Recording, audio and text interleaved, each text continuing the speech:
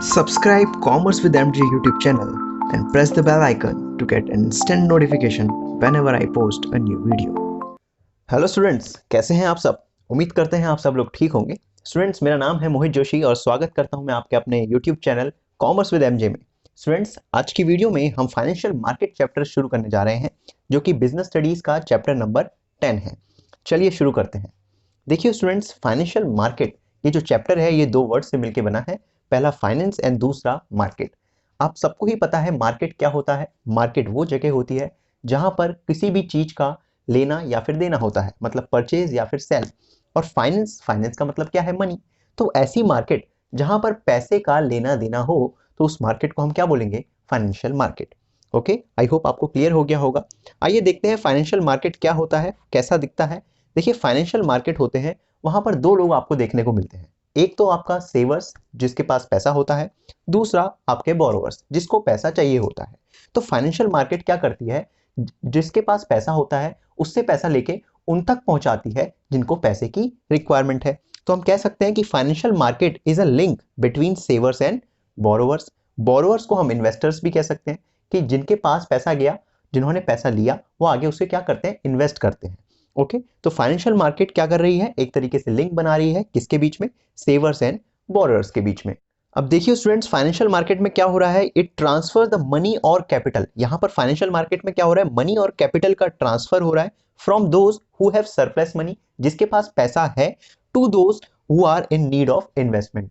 किसके पास तक जा रहा है पैसा, जिसके पास पैसा है उससे उसके पास तक पैसा जा रहा है जिसको पैसे की रिक्वायरमेंट है, किसके लिए, इन्वेस्टमेंट करने के लिए। तो ये किसकी मदद से हो पा रहा है, फाइनेंशियल मार्केट की मदद से हो पा रहा है। और जनरली जो यहाँ पर इन्वेस्टर्स होते हैं उनको हम सरप्लस यूनिट्स कहते हैं, और जो बिजनेस एंटरप्राइजेस होती हैं उनको हम डेफिसिट यूनिट्स कहते हैं। ओके, जिसके पास पैसा है, जो पैसा लगाना चाहता है, क्योंकि उनके पास पैसा है इसलिए हम उन्हें क्या कह रहे हैं, सरप्लस यूनिट्स कह रहे हैं। और जिसको पैसा चाहिए, किसको पैसा चाहिए, बिजनेस एंटरप्राइज को पैसा चाहिए, ठीक है, उन्हें हम क्या बोलते हैं, डेफिसिट यूनिट्स। तो यहाँ पर पैसा एक तरीके से सरप्लस यूनिट से डेफिसिट यूनिट पर ट्रांसफर होता है। देखिए स्टूडेंट्स, आप सबने अपने घर में देखा होगा कि जो भी आपकी फैमिली की इनकम होती है उसमें से जितना भी एक्सपेंडिचर हो जाता है उसको माइनस करके कुछ इनकम आपकी बच जाती है। तो उस इनकम को आपकी फैमिली वाले क्या करते हैं, उसको बैंक में सेव कर देते हैं, इन्वेस्ट कर देते हैं, रख देते हैं, ताकि उनका पैसा एक तो सेफ रहे और साथ साथ उन्हें कुछ ना कुछ रिटर्न भी बैंक से मिले। तो जो हाउस होल्ड सेक्टर होता है, जिसके पास पैसा होता है, सरप्लस होता है, वो क्या करते हैं, अपना पैसा कहाँ रख देते हैं, बैंक में रख देते हैं। बैंक क्या करते हैं उस पैसे का, बैंक उस पैसे को बिजनेस को दे देते हैं एज अ लोन, क्योंकि बिजनेस को पैसे की रिक्वायरमेंट होती है, ये डेफिसिट यूनिट है, ठीक है। तो बैंक क्या करते हैं, बिजनेस को उस पैसे को दे देते हैं, और बिजनेस से जब वो लोन रिकवर करते हैं तो उस पर कुछ उनसे इंटरेस्ट चार्ज करते हैं, और उसी का कुछ इंटरेस्ट का पोर्शन बैंक हमें देते हैं, क्योंकि हमने भी बैंक में क्या रखा है, पैसा रखा है। ओके, वैसे ही एक और यहाँ पर फैक्टर है जिसके माध्यम से अपना पैसा जो है हम इन्वेस्ट कर सकते हैं, वो होता है फाइनेंशियल मार्केट। देखिए, हम डायरेक्ट अपना पैसा एक तो बैंक में डाल के बिजनेस तक पहुंचा सकते हैं, दूसरा होता है financial market. House hold sector जो होता है वो फाइनेंशियल मार्केट में अपना पैसा इन्वेस्ट कर सकता है, और फाइनेंशियल मार्केट भी डायरेक्ट बैंक बिजनेस को जो है वो पैसे को दे सकती है। ओके, तो दो सोर्सेज हैं यहाँ पर हमारे पास। तो funds can be allocated by mainly two ways. तो दो वेज से हम यहाँ पर फंड को क्या कर सकते हैं, एलोकेट कर सकते हैं, बांट सकते हैं। पहला वाया बैंक, बैंक के थ्रू, एंड दूसरा फाइनेंशियल मार्केट के थ्रू। अब बिजनेस यूनिट्स जिसको हम डेफिसिट यूनिट कहते हैं, उनको फंड की रिक्वायरमेंट होती है, तो मार्केट से वो दो सोर्स से फंड रेज कर सकती है, या तो थ्रू बैंक्स या फिर फाइनेंशियल मार्केट। अब देखिए, जो हमारा जो चैप्टर है यहाँ पर सिलेबस खाली फाइनेंशियल मार्केट तक ही कंसर्न है, इसलिए हमें इस चैप्टर में खाली फाइनेंशियल मार्केट को ही समझना है। और हमने समझ लिया है कि फाइनेंशियल मार्केट क्या होता है। फाइनेंशियल मार्केट एक वो मार्केट है जो सेवर्स और बोरर्स के बीच में क्या बनाता है, एक लिंक बना देता है। सेवर्स का जो पैसा होता है वो किस तक पहुंचाता है, फाइनेंशियल मार्केट बोरोवर्स तक पहुंचाता है।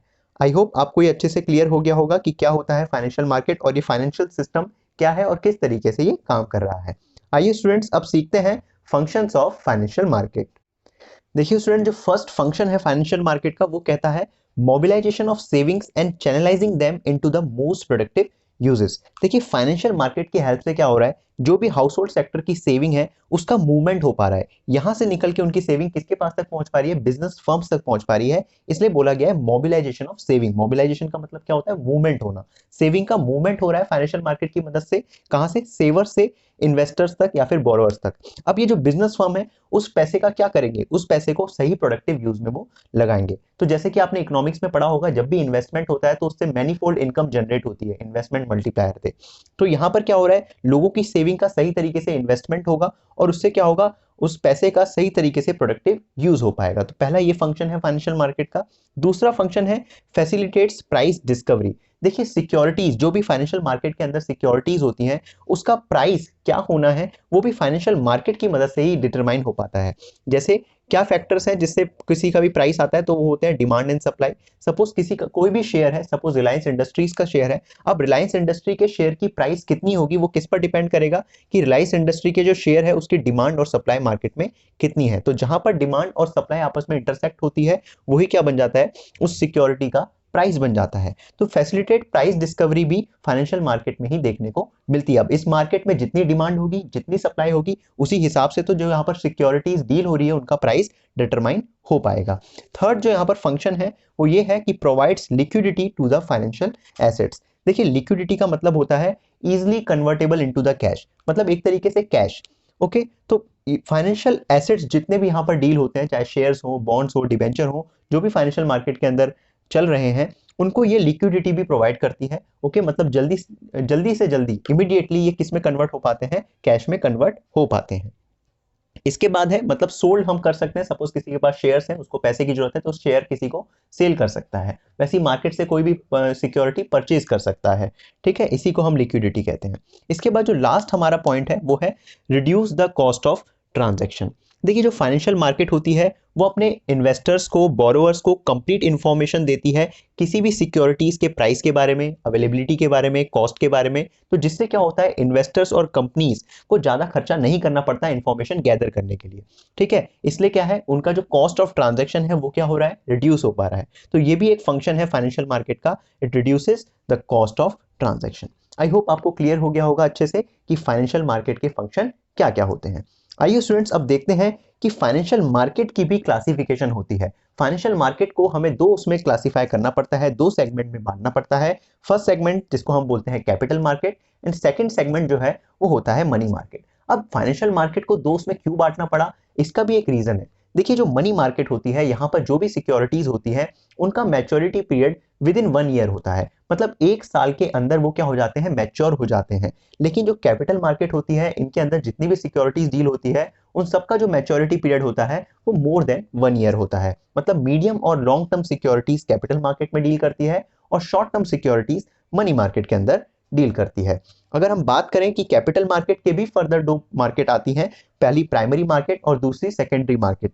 प्राइमरी मार्केट को हम न्यू इश्यू मार्केट भी कहते हैं और सेकेंडरी मार्केट को हम स्टॉक मार्केट के नाम से जानते हैं। इसके अंदर क्या क्या सिक्योरिटीज डील होती है, डेट एंड इक्विटी, और उसके अंदर भी सेम डेट एंड इक्विटी की सिक्योरिटीज आती है। इनके बारे में हम अच्छे से डिटेल में पढ़ेंगे अपनी आने वाली क्लासेस में। आज की वीडियो में स्टूडेंट्स हम इतना ही कवर करने वाले हैं। अगर आपको वीडियो पसंद आई है तो लाइक करिए, चैनल को सब्सक्राइब करिए, शेयर करिए अपने दोस्तों के साथ। नेक्स्ट वीडियो में हम क्या डिस्कस करने वाले हैं, मनी मार्केट को डिस्कस करने वाले हैं और इसके इंस्ट्रूमेंट को भी हम अच्छे से सीखने वाले हैं। तो मिलते हैं अपने नेक्स्ट वीडियो में, तब तक के लिए गुड बाय, टेक केयर।